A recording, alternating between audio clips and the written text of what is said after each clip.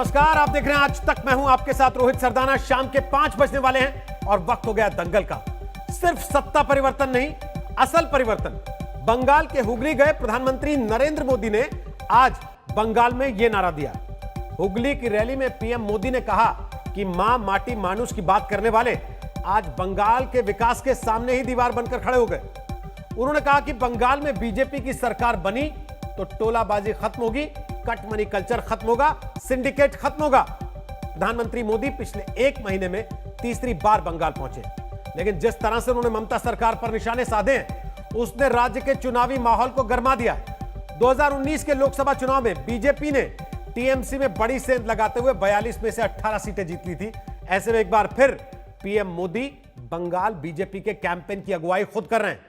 उधर ममता बनर्जी भी बीजेपी को जवाब देने के लिए लगातार आक्रामक है।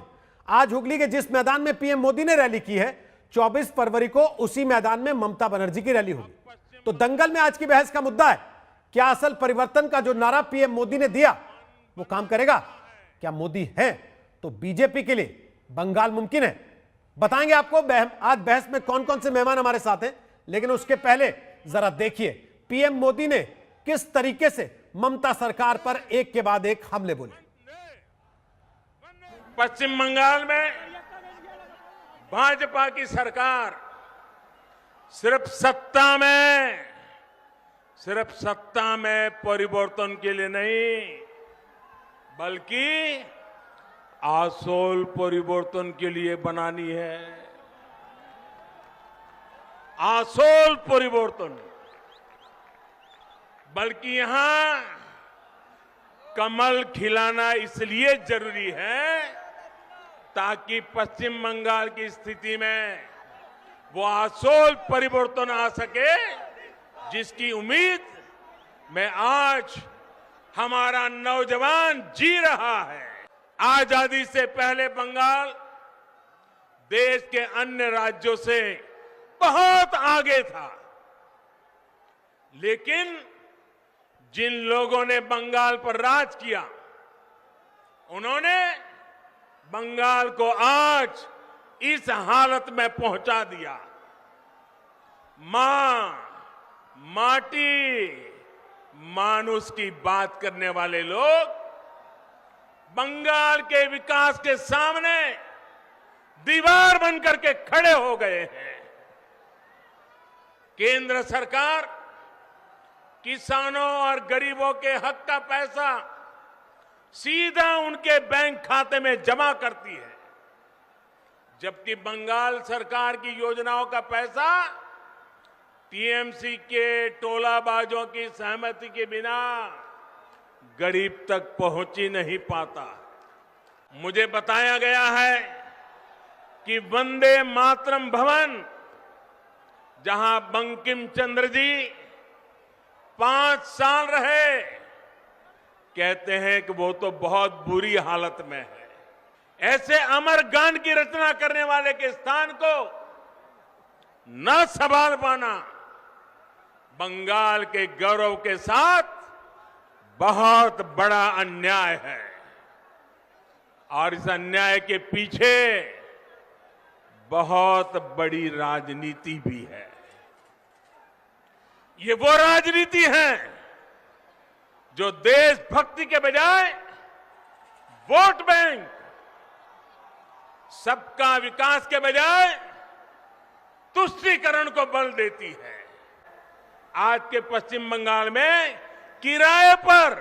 अगर किराए पर बिल्डिंग भी लेनी हो तो उसमें भी कट लगता है, और ये ऐसे बदमाशी कर रहे हैं कि दोनों तरफ से कट लेते हैं।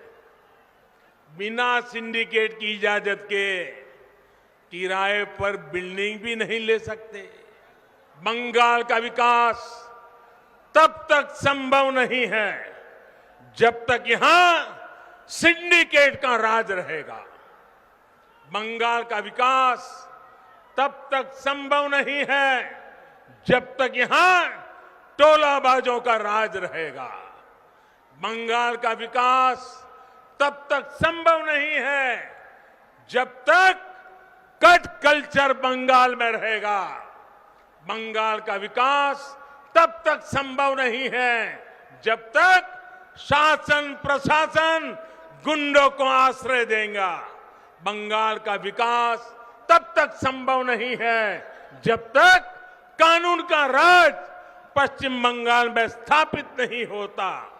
ये तब तक संभव नहीं है जब तक पश्चिम बंगाल में सामान्य जन की सुनवाई करने वाली सरकार यहां नहीं बनती है।